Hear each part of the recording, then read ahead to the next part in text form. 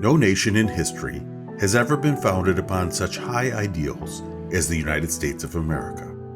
Our founding fathers understood that all men are created equal, that sound moral government is answerable to the people, and the human condition should be based on more than simple birthright.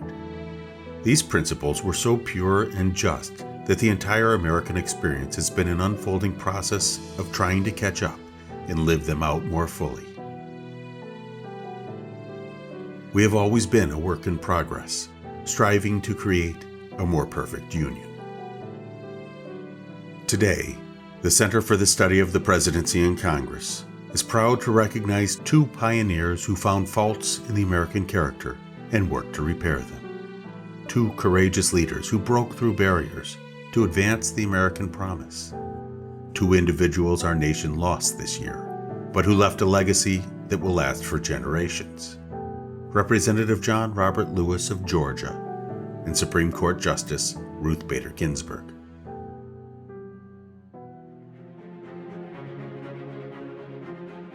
Joan Ruth Bader was born just 13 years after a woman's right to vote was enshrined in the 19th Amendment. Today, it seems inconceivable that women were denied such rights as recently as 100 years ago. But this reality deeply impacted young Ruth as she set out to make a difference. Shortly after graduating from Cornell University, as the highest-ranking female in her class, Ruth Bader married Martin Ginsburg. 2 years later, as one of only 9 women to enroll at Harvard Law School in a class of over 500, a professor reportedly asked why she was taking the place of a man. Later, she transferred to Columbia and again graduated at the top of her class.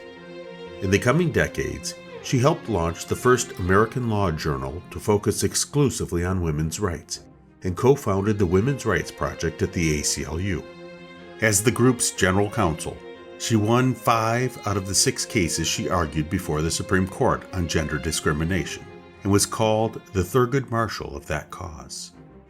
In 1980, President Jimmy Carter appointed Ginsburg to a seat on the D.C. Circuit Court of Appeals, and in 1993, President Bill Clinton nominated her to become only the second woman and the first Jewish woman to serve on the United States Supreme Court. In that time, Justice Ginsburg became a cultural icon and a stalwart for equal rights. She fought for gender equality and voting rights and was known as an outspoken dissenter on critical issues. Upon her death on September 18, 2020, Chief Justice John Roberts said, "Today we mourn, but with confidence that future generations will remember Ruth Bader Ginsburg as we knew her, a tireless and resolute champion of justice."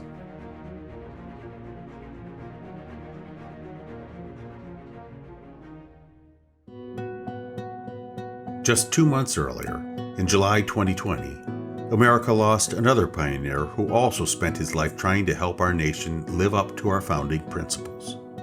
John Robert Lewis was born in 1940 into the Jim Crow South. He dreamed of being a preacher and experienced firsthand the pain of segregation and racism. At the age of 15, young John Lewis heard Dr. Martin Luther King Jr. on the radio and discovered what would become his life mission.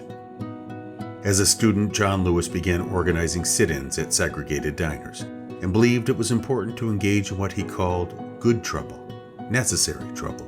He became one of the original Freedom Riders and was named chairman of the Student Nonviolent Coordinating Committee. In 1963, he helped organize the March on Washington with Dr. King.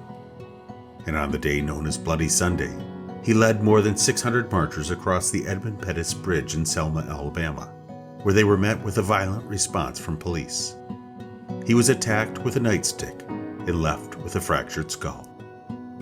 Ultimately, John Lewis would build on these and other experiences to become one of the great statesmen of our time, fighting for human dignity and civil rights while serving the state of Georgia for 17 terms in the United States House of Representatives.